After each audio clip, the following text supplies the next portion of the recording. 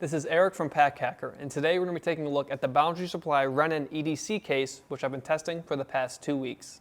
Let's dive in.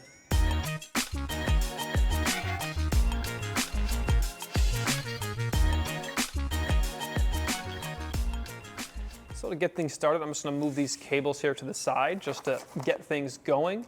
The exterior of the Rennen is the same material as you see in the other pieces of gear in the Rennen family. We've got recycled X-Pack here, and it's about a 70-30 ratio of recycled to non-recycled materials.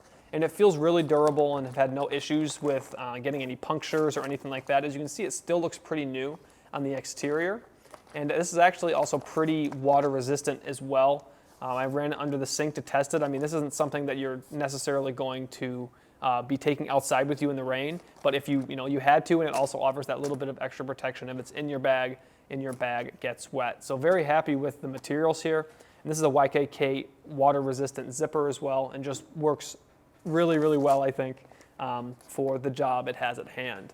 We do have a nice zipper pull here. It's like a paracord-like material with some hard plastic, almost shrink wrap plastic on the middle there, and then a little knot on the end. So nice and easy to get inside this thing.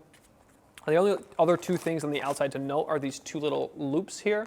We have a longer loop here, so you can get about 3 fingers through there. If you have a smaller hand, you might be able to do 4, or a bigger hand, just 2. But that's nice because you can kind of carry it, just by that instead of having to grab it like this.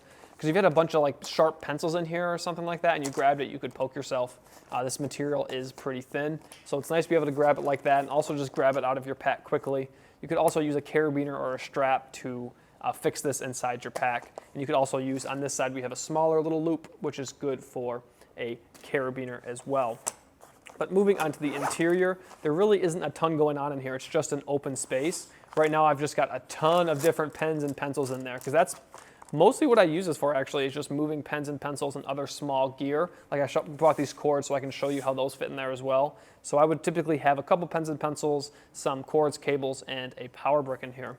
But I'm going to pull all these out of here just so you can really see how much I had stuffed in there, because there was room to spare, as you could see, and all of these were thrown in there. So if you like to, draw or just have, writing utensils on the go, or if you want to bring pastels or something like that, you could throw these in here because this material is not going to let anything through. So if you had dirtier materials, you could toss them in here and you wouldn't really have to worry about it getting the rest of your pack dirty. But as you can see on the interior there isn't a ton going on. As I said, there's just, the interior of the X-Pack material. Then you do have that little Boundary Supply logo, and it has the exact, serial of the X-Pack and all that good stuff. Something else to note is that there really isn't a ton of structure to this thing.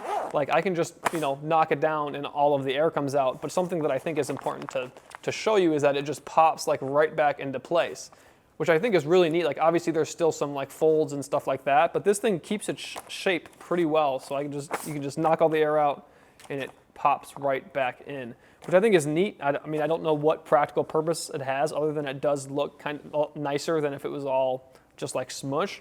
But you can compress this thing and stow it in your pack, and then when you go to use it, it will uncompress.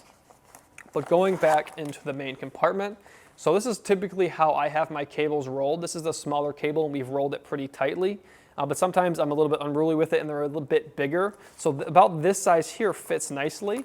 You can see how that fits in the palm of my hand to get a size, just an idea of how big the size is. But if you do it a little bit bigger, it can be kind of awkward if it's pushing into the walls to close this zipper, just because it is long and skinny, not wide.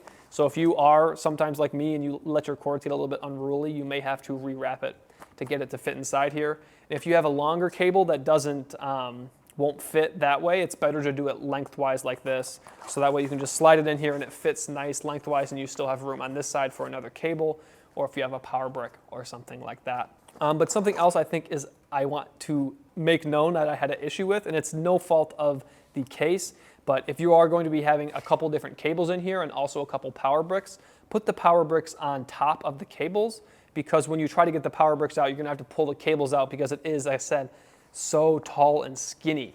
So there isn't a way to grab the power brick from under the cables if it's under there if you need it.